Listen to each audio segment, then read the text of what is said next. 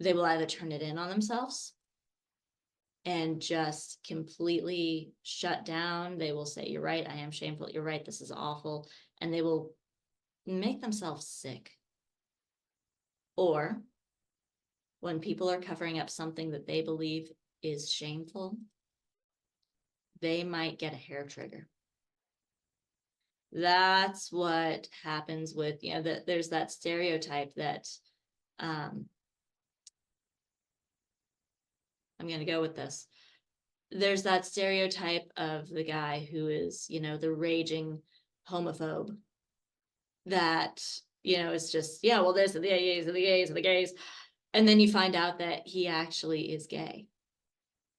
And once he accepts that about himself, he actually chills the F out. That is a trigger of shame. But again, there's nothing shameful about who that man inherently is. There is nothing inherently shameful about your true sexuality.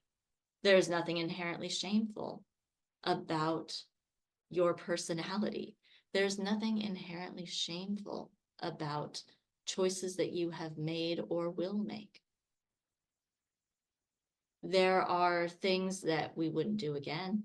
There are things that we might carry guilt for, because guilt lets us know, hey, that wasn't in alignment with who I am. That's not who I choose to be. But shame does not come from God.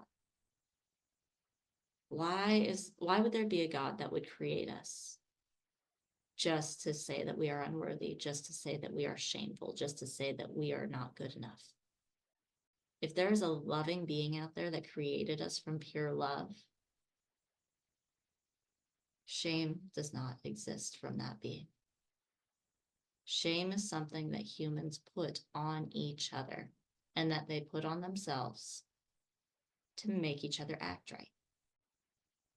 Shame has been a very useful manipulative tool for centuries. And if there's one thing, if I could remove one ingredient from the world, it would be shame. I gotta think about that, but that's, as of right now, that would be the one ingredient that I would remove from the world. Shame doesn't come from God. Shame comes from people. And the way to heal this wound is to realize that. And whatever your spirituality is, whatever your faith is, if you're atheistic or if you have a different spirituality, all this to say, whatever created this world, it doesn't see us through a shame-filled lens. So when you crack into accepting yourself, accepting maybe some of the guilt that you might have, and that, hey, you know what? Maybe I won't do that again. That wasn't helpful to me and who I want to be. That wasn't in alignment with who I am and who I choose to be. That is in alignment with who I desire to be. Cool, great, let it go, move on. Shame is not something useful to carry, and it takes up a lot of emotional space for a lot of people and gives them either a very fractured way of going about the world, and they will turn in on themselves before anything good gets the chance to happen, or they'll get a hair trigger. And it could be a million of other things, but check in and see if that core wound, if any of these core wounds are activating for you. If you're feeling triggered by something that seems super, super small, check in and see if any of those core wounds are being triggered. Now, okay, clear this out for just a sec. That was just like one, and that got deep, and I think that needed to be really, really gone through. Now, when I say trigger, this could also mean a lack of clarity. This could also mean just a lack of confusion. Why is this not, like, why can't I decide on this? Why can't I make my decision? Why can't I, move forward with this? Why am I stuck? Or again, it could be a trigger as in your response to something. So just want to clarify that and go forward with the next three. And I think these might be a little bit on the quicker side, but you never know. Number 2, what meaning am I assigning to this thing? Oh, sorry. Gotta take it back. Okay, really quick, back to the core wounds section.